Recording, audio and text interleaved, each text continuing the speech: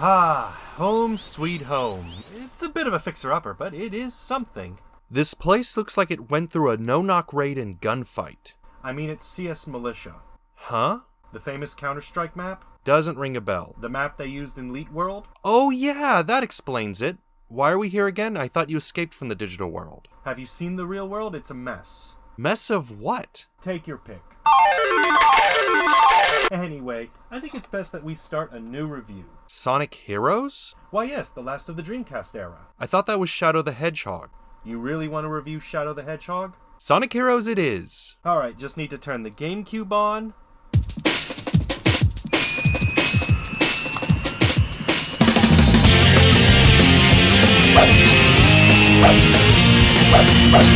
Fuck, I forgot how loud this game. My ears are bleeding! What goes up must come down. Yeah, my feet don't touch the ground. See the world spinning upside down. I'm not impressed with how those sound. So, Sonic Heroes. This game, and Shadow the Hedgehog, marked a turning point for the Blue Blur. It was the early 2000s and the Dreamcast was pretty much done. Between stiff competition from the DVD using PS2, the upcoming juggernaut that was Microsoft's Xbox, and the powerhouse that is Nintendo, the console just had no chance. Also didn't help that piracy on this console was easy, like really easy to burn GD-ROMs. Makes playing homebrew real easy, like the Half-Life mod Paranoia, or playing unreleased games like the Dreamcast port of Half-Life. Look, the Dreamcast had a lot of problems. By 2001, the console was discontinued, putting Sega in a kind of weird place, and by weird I mean putting Sonic on a Nintendo console. Looking at you, SA2, rather ironic, you became a player's choice for the console, but hey, means more players can play SA2. What can you expect of a third-party publisher? Sega saw the writing on the wall and decided to sell their games on consoles of their former adversaries. Of course, the question becomes, what of Sonic? I mean, yeah, GameCube bit Sonic, but the GameCube was kind of third place. So Sega made the sensible decision to put Sonic games on all three consoles, and the PC. No idea why SA2 wasn't ported to PS2 and Xbox, but such is life, but more on that later. And thus, Sonic Heroes was born, becoming a bestseller on all three consoles. In fact, if you ask many fans what their favorite Sonic game is, there's a high chance that it might be Sonic Heroes. As for me, I was more of an SA2 fan, though I do remember seeing adverts for Sonic Heroes and really wanting the game. I especially remember that superhero commercial. Heroes, the city is under attack. We need your help.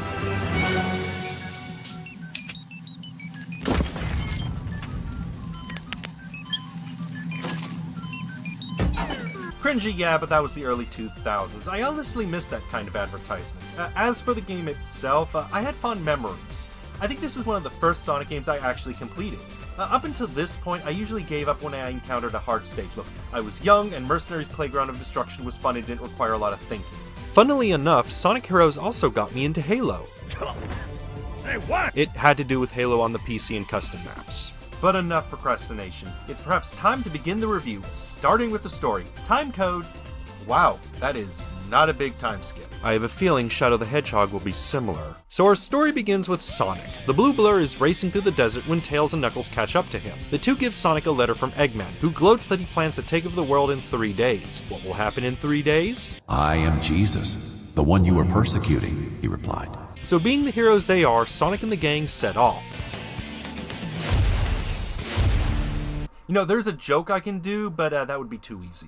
Meanwhile, at the beach, Amy, Cream, and Big Say what? are trying to figure out who kidnapped Froggy and Chocola the Chow. Before you ask, this is Chocola's only appearance, more or less. They make an appearance in the comics. Point is, we need an excuse for Cream to be here. As for Amy, she's trying to clear Sonic's name because apparently someone set up Sonic as a Chow and Frog kidnapper. Or in other words, the media really hates Sonic. You serious? The three set off on adventure. Meanwhile, again, at one of Eggman's bases, Rouge infiltrates because she learned there was a treasure, but to her surprise she encounters Shadow, or maybe a clone of Shadow? Who knows? However, before things can be answered, one of Eggman's robots begins to shoot the place up. Acting fast, Rouge stops the two from killing each other. Rather quickly, Rouge figures things out. Shadow has amnesia, confused at all of this. The robot, named E123 Omega, is angry at Eggman for locking him up. Rouge, who's after Eggman's treasure, suggests a team up as they each have some beef with Eggman.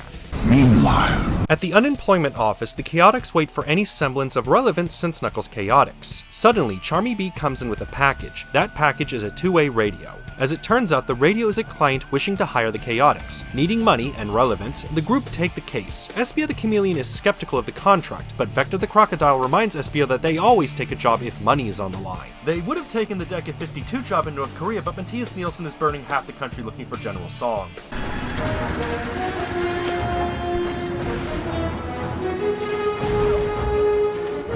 And so the story begins as all 4 teams go to the beach but not encounter one another, but do encounter Eggman, because reasons. Then the teams go to the city where Team Chaotix and Team Dark fight one another while Team Rose catches up with Team Sonic, and then the teams go to the casino followed by raiding Eggman's base in the canyons. And somehow all 4 teams fight Eggman, except it's a fake, at supposedly the same time. There are questions like, is Shadow real? But we can't dwell on that because... With man, this is impossible.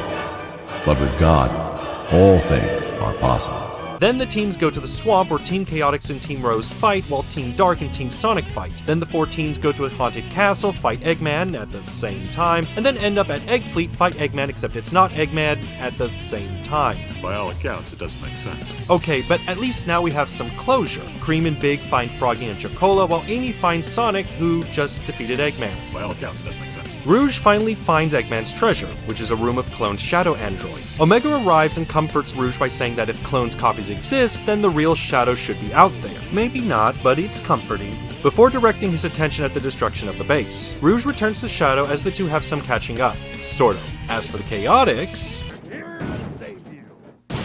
Dr. Eggman, I presume. What a twist! To be fair, Vector already knew it was Eggman, and the game gave some hints as to who the contact's identity was. Eggman says that he'll gladly pay once he takes over the world. The Chaotix kindly remind Eggman that that means the check has bounced and that he is a Dead motherfucker! Goes about as well as you can expect. But as you can see, by completing all 4 stories, we get the last story. Oh good, maybe some semblance of a story. You need to collect 7 Chaos Emeralds to select the last story. You know what, I'm just gonna use an old save. I'm not collecting all these emeralds again.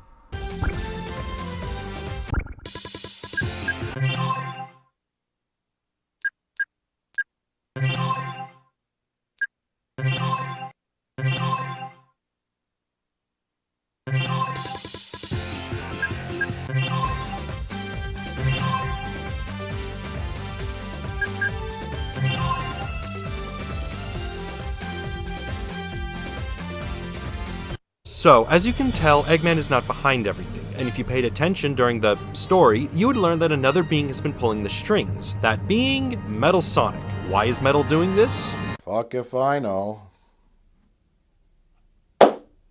Using the scanned life data of the fastest thing alive, 1,000 hours in Factorio, Do I Look Like I Need Your Power, a fangirl, a literal child, Duke Nukem, the ultimate life form, Batwoman, a psychotic robot, a wannabe ninja, an in-depth crocodile, and whatever Charmy was after the egg grapes, Metal Sonic transforms.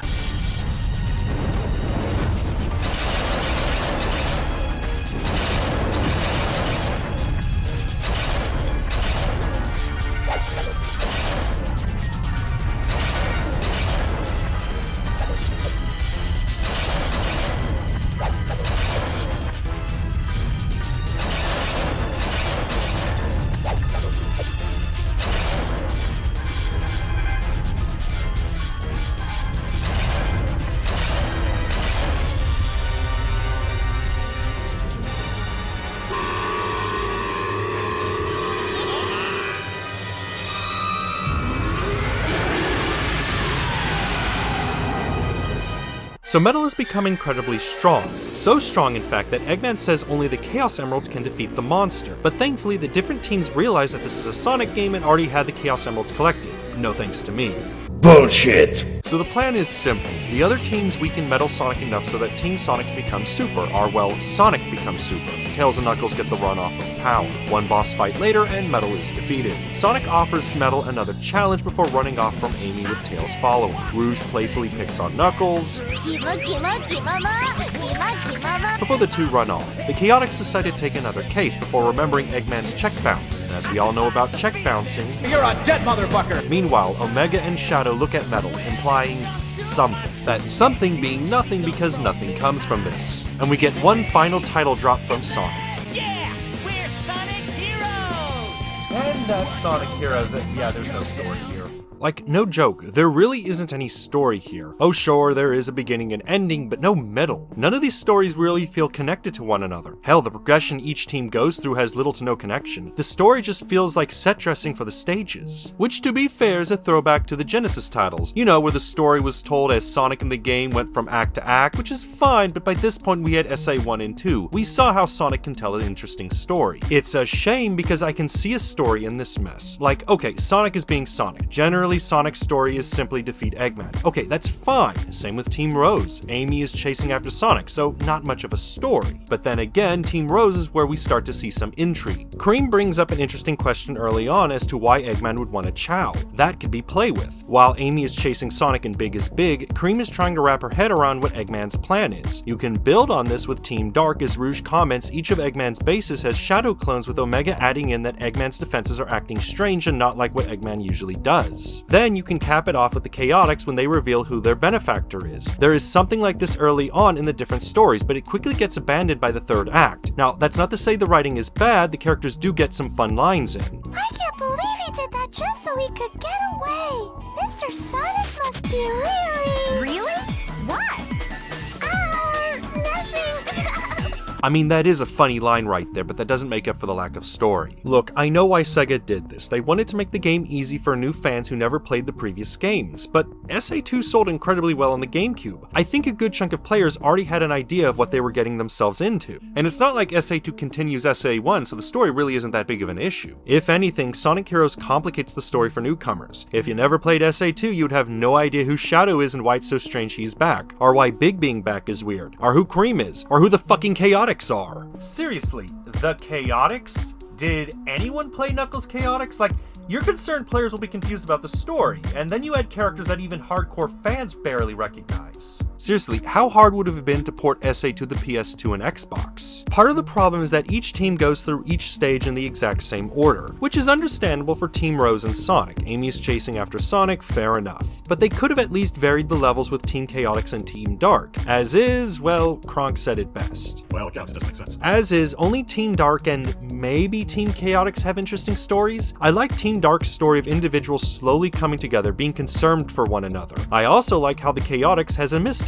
I mean, it's not much of a mystery, but it's something in the nothingness of this story. But outside of that, there really is no story, and as someone who enjoyed SA2 partially because of its story, this is kind of a letdown. Okay, but what about the gameplay? Without getting too in-depth with the teams, trust me, I have my reasons. With the exception of Team Chaotix, the point of the game is to reach the goal ring as fast as possible. You do this by controlling a team of 3 through the stage. Each team member has a different function and purpose in the team, with the fellow teammates going into different formations depending on who's leading. With the press of a button, you can swap between the different teammates depending on the situation at hand. Your other teammates are on the field and can do things like collect rings, so having the right formation can be important depending on the situation. Your teammates can also take damage, but unless it's the leading team member, you won't lose rings. However, you won't be able to change to an incapacitated character, so it's a good idea to keep tabs on your teammates. Also, be aware of when you change. Until you hit terra firma, you won't be able to change characters. So with that out of the way, let's talk about your teammates and their abilities. And full disclosure, I'm using the GameCube version, so I'll be using that button layout. Most stages have you start out as the speed teammate. Represented as blue, speed characters are the fastest of the team. Control-wise, they play like how one plays Sonic in most other games. Pressing the A button after a jump does a homing attack, as expected, but pressing the B button is where things get interesting. Pressing and holding the B button will allow the speed character to do a rocket boost, basically a quick speed boost, kind of like the spin dash from SA1 and 2, but not as fast, and trust me, you want to hold the B button down before releasing. Just pressing the B button will do, well, I hesitate to say an attack.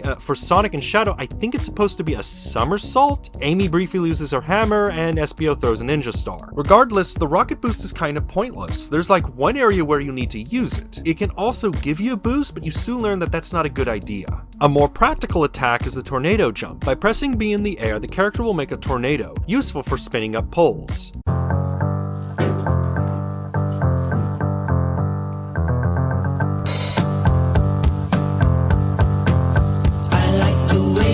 Smile at me. I felt the heat that enveloped me.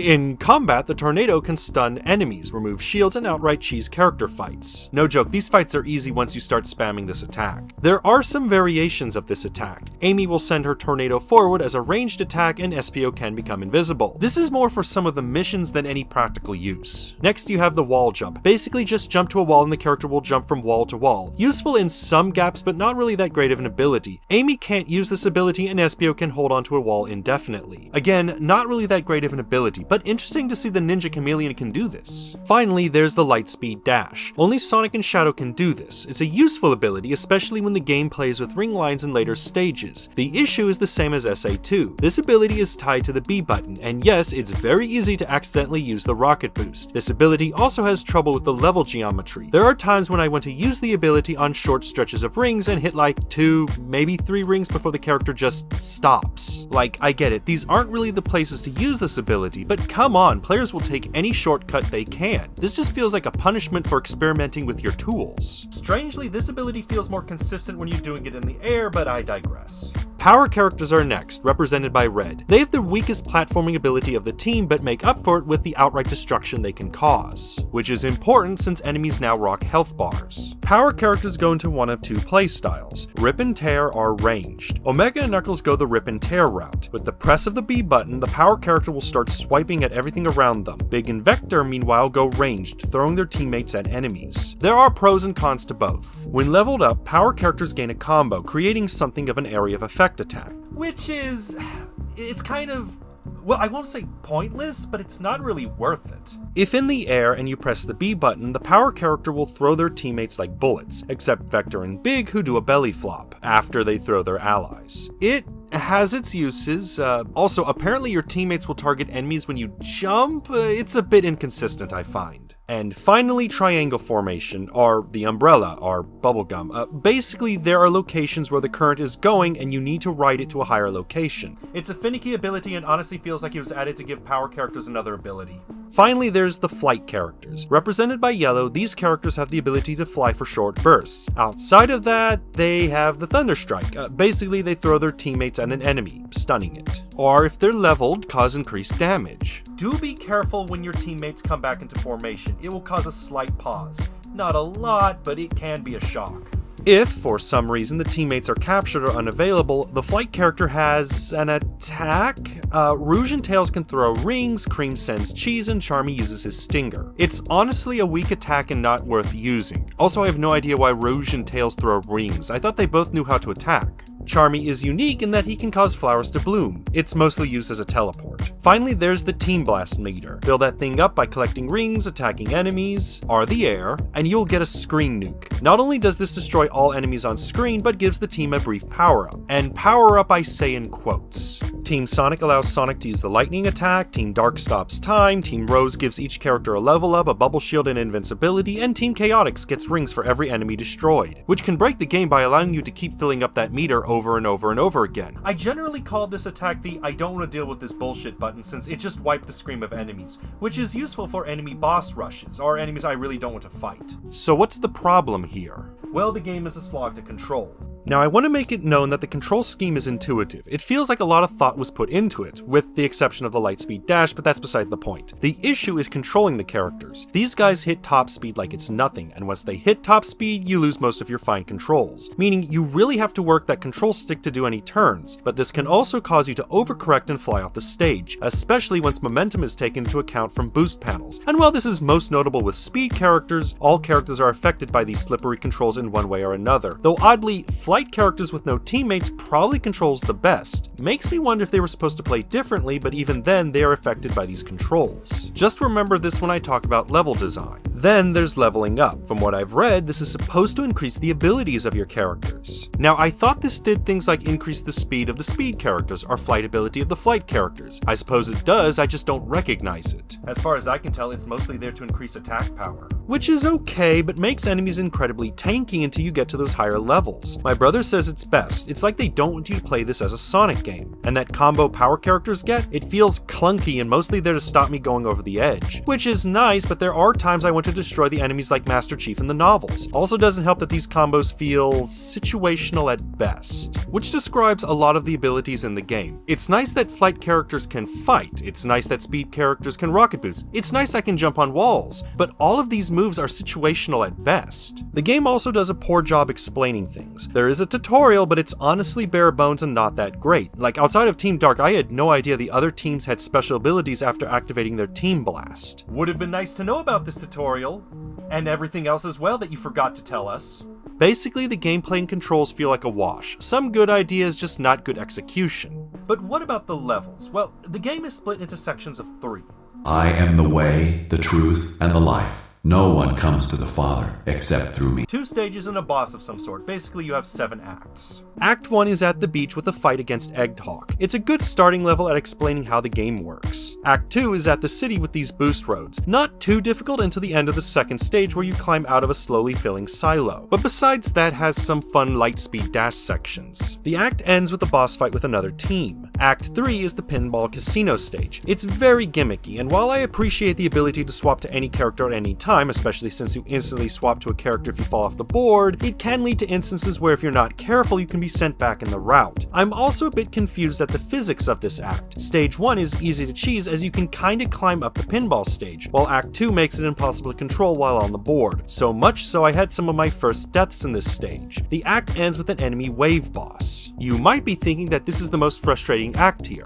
No, that would be Act 4. Act 4 is the rail grinding stage, and oh boy, this can be a bit much. So rail grinding in SA2 is kinda problematic, but hey, it was the first time. Rail grinding in Heroes... Okay, the big issue is that the game doesn't explain how to change rails all that well. It's actually very simple. All you have to do is press left or right on the control pad and then press A. It usually works, though you have to be careful not to press too hard or you will jump off the rail, among one other thing, but more on that later. Other than that, it's a straightforward act. The boss is Egg Albatross, which has 3 stages. It overstays its welcome, although I do like the theme song.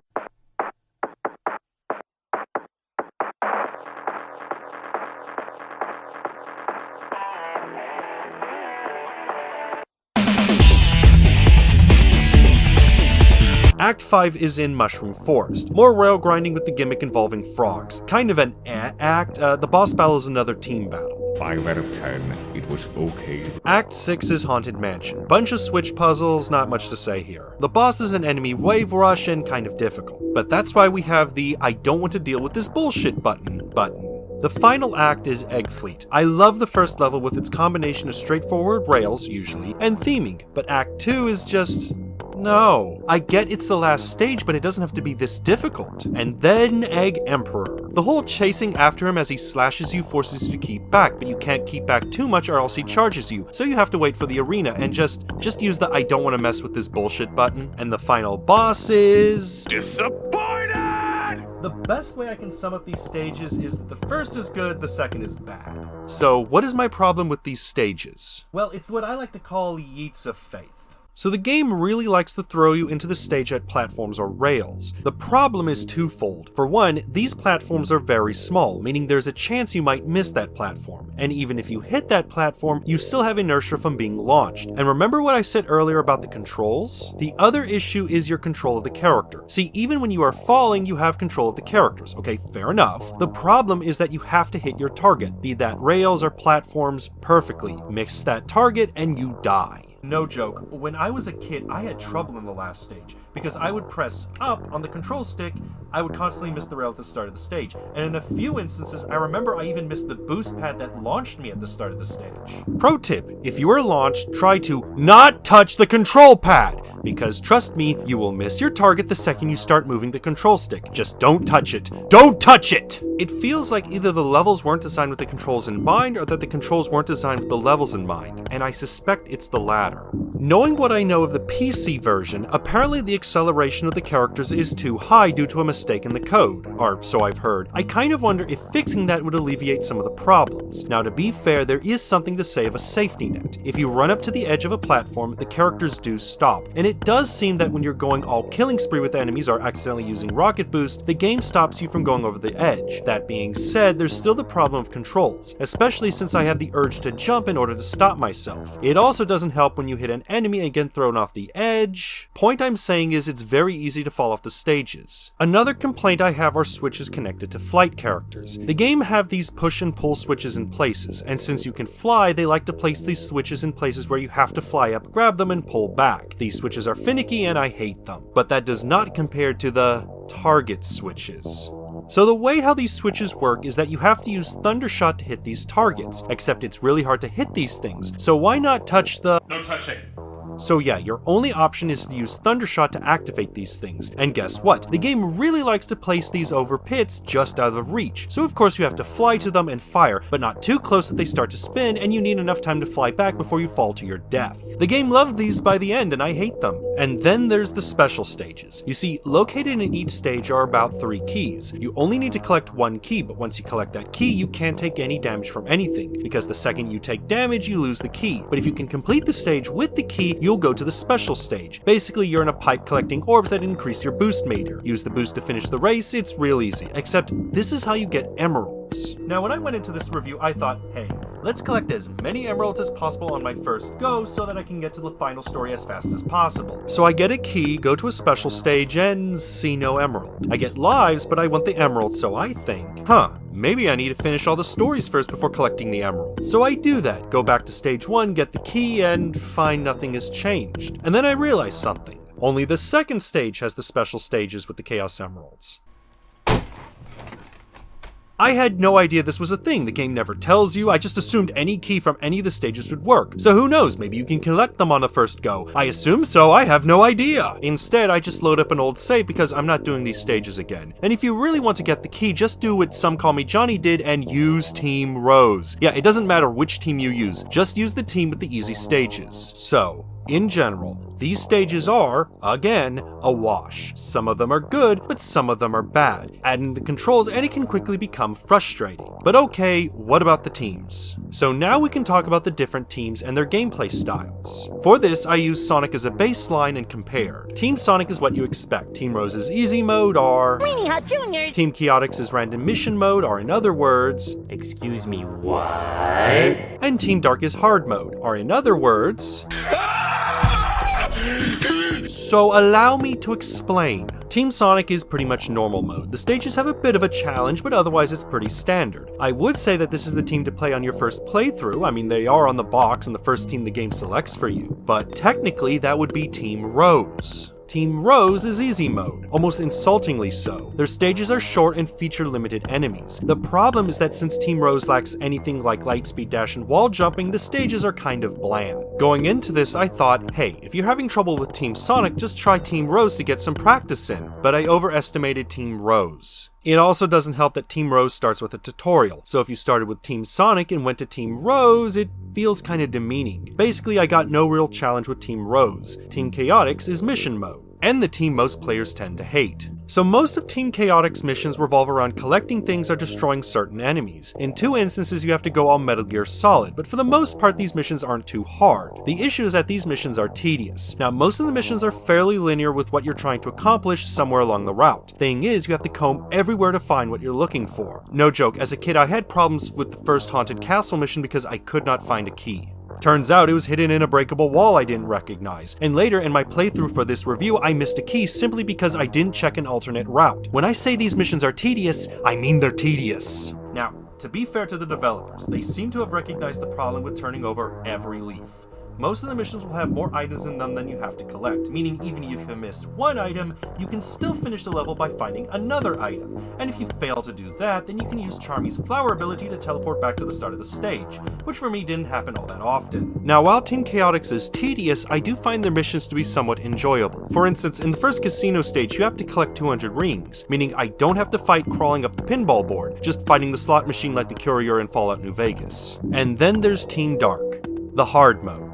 I did not like Team Dark. So is my dislike because I just don't like hard mode? No, it's how Team Dark handles difficulty. So there are 3 things Team Dark does to increase stage difficulty. The first is stage length. Team Dark stages are on average longer than every other team, meaning you'll be spending quite a bit of time on these stages. Second, the enemy amount of these stages has been increased substantially. Not just that, but the enemies are also of a higher quality and harder to kill. Finally, Team Dark expects you to have a firm grasp of the game mechanics, often adding in extra obstacles you need to contend with. Like in the energy plant where you have that barrier that prevents you from moving forward in the silo filling with deadly energy. You have to kill enemies, but if you're too low of a level, you'll be wasting time killing those enemies. Hope you did not just die and lose all your level ups. Any one of these would be enough to make Team Dark hard, but it's a combination of all three that really dries up the difficulty. Add in the problems this game already has with the controls and level design, and your blood will boil. It's a shame because Team Dark has, in addition to an interesting story, the most creative stage design. I like the use of ring dashing and platforming, but when you're having to deal with enemy wave encounters that overload you with multiple of the hardest enemies, or having to deal with obstacles that test your patience more than skill, you get tired real fast. No joke, most of the teams I could complete in one sitting. Team Chaotic's a bit of an outlier due to outside circumstances, but for the most part you can finish most of these teams in one sitting. Team Dark, I had to actually stop and con myself. It's no Dark Souls, but fuck! The difficulty spike of Team Dark is just too much. It's one thing to turn the difficulty up to 11. Team Dark raises it to 12 and ruins the song, much like the music of this game. So yeah, let's get into the presentation of this game. So continuing on the subject of music, this game is loud as shit, to the point I wonder, who the fuck sound mixed this thing?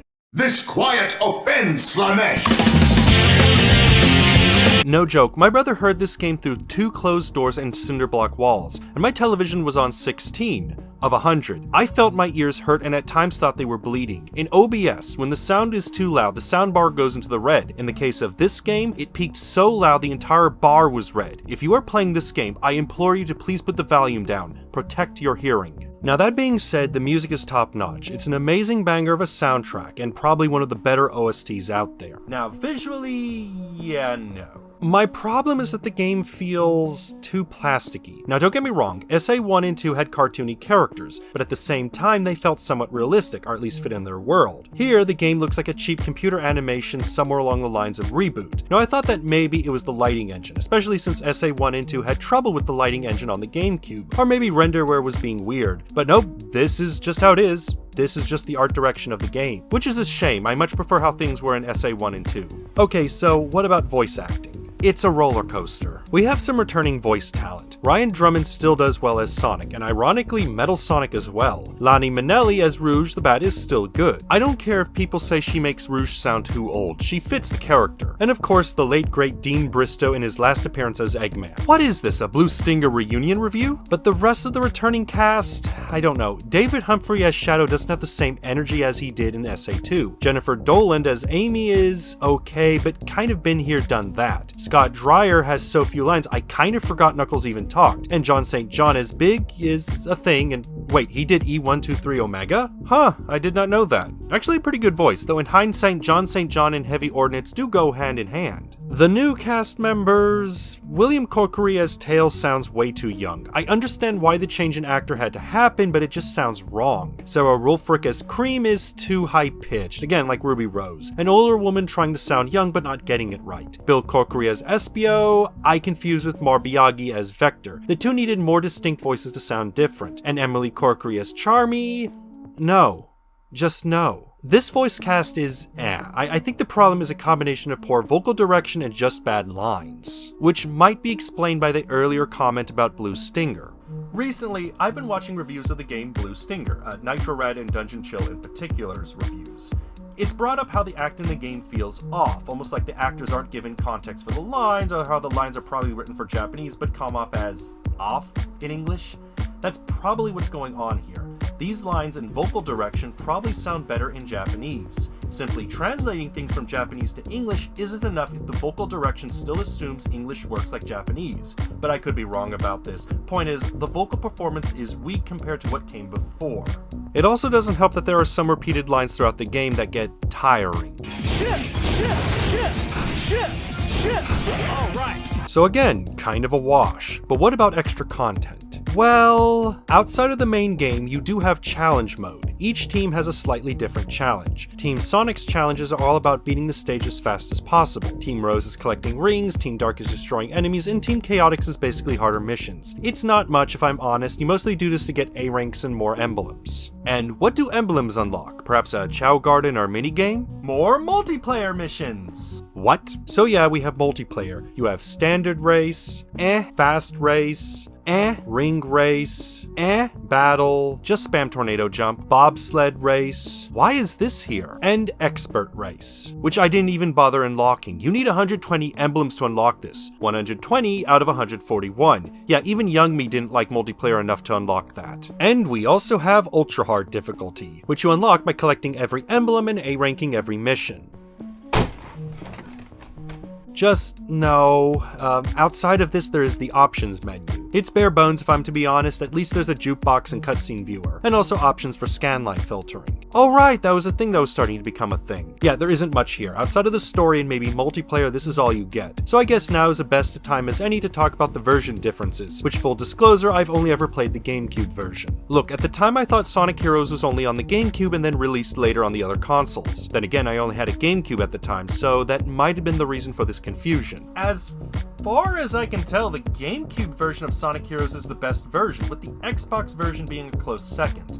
The PS2 version is apparently pretty bad and should be avoided. And if you had the PAL version of this game, my condolences. There's also a PC version, which is apparently an older version of the game and has its own problems. At the very least, it can be modded, so there is that. What I'm saying is, as long as you're not playing this on the PS2, you should be fine. What about the PS3? What?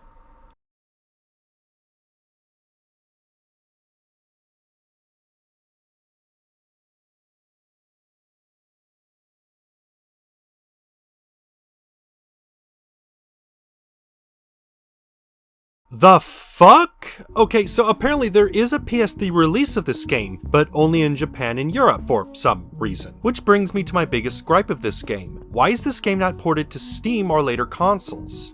When I went into this review, I borrowed my brother's GameCube and copy of the game. He explicitly told me to be careful since GameCubes and GameCube games are harder to find. So I turned on the 20-year-old GameCube and WaveWorld controller and started playing, being careful not to damage anything. But after 20 years, you have to wonder just how much of the game's faults is due to the game or age. I mean, given how many fans love and grew up with the game, it surprises me there hasn't been a re-release. SA1 and 2 got re-releases, as did Sonic Colors and now Generations, so clearly Sega recognizes that fans want the older games on newer hardware. I have read that part of the issue is the renderware engine. You know, the engine famously used in 2006 Black? Please tell me I'm not the only one who remembers this game. It's apparently twofold. The engine appears to have trouble working on newer computers. There's also the issue that EA owns the license of the engine. I mean, I read that EA honors the older license agreements, but otherwise doesn't sell the engine anymore. But why then sell on the PS3 and only Europe and Japan? I would say it's because Japanese companies really dislike the Xbox 360 and how Sega marketed Sonic 06 on the Xbox 360 as the superior version even though it was a port of the PS3 version. That actually happened, by the way. But looking at the release date, the PS3 version came out in 2014, so who knows. Point I'm trying to make is that I have no idea why this game is not on recent hardware or platforms like GOG or Steam. I don't know if it's engine related, licensing related, just apathy from Sega, the second coming hasn't happened, who knows. With that in mind, I guess it's time to have my final thoughts on the game. Sonic Heroes is not perfect. To me, the game is a step below SA1 and 2 in everything from story to visuals to gameplay, but that doesn't mean it's bad. I had enjoyment of the game as a kid, and I did have some enjoyment when I returned for this review. I mean, I like the music, even if it's too loud. My biggest complaint is that this game was intended to be a soft reboot to the franchise, a stepping off point for new fans, which is nice, but as a fan of SA1 and 2, this feels cheap in comparison. And that's not bringing up the issues of Team Dark both with its story and gameplay. My biggest issue is recommending this game in its current state of release. As stated, this game was intended to get new fans in from different consoles, and it sold well enough to be on PS2's Greatest Hits, Nintendo's Player's Choice, and Xbox Platinum hit lines. That means this game sold well enough to get a budget reprint. Think about that. This game sold well enough on all three consoles to get a reprint. That's quite a feat. My brother remembers seeing this game being sold in Scholastic magazine as late as the 360. I remember this game being at McDonald's when it had GameCube. It was there for so long it actually had the pause screen burned on the television. That is how popular this game was. So to see that Sega has done nothing to release this title confounds me, especially since SA1 and 2 got re-releases. In its current state, I cannot recommend this game. I do not want to subject you to buying 20 20-year-old hardware and 20-year-old copies of this game, especially with how the used game market likes to raise the prices of these games. I also don't want to subject you guys to buying legally dubious game cracks of this game for the PC. I cannot, in good faith, do that. But if this game gets a release in some shape or form, I recommend it. Yes, I have my problems with the game, but I grew up with SA1 and 2. That's my entrance into Sonic. For many others, it was this game. And if that many people started with Sonic from this game, then it had to have done something right. If you're looking to get into Sonic, this is a good starting point. But I can't recommend this as a starting point until Sega re-releases this game. That is, unfortunately, my final thoughts on this title. It's a middle-of-the-road game. If it had done more, I would recommend it, even in its current release state. But as is, the inaction of the publisher prevents any recommendation on my part. With that being said, next time we finish off the Dreamcast era of Sonic games with a spin-off. One that ends Team Dark's story, a game so infamous you might be surprised at my opinions on it. Next time, we look at Shadow the Hedgehog. Like and subscribe, and I'll see you there.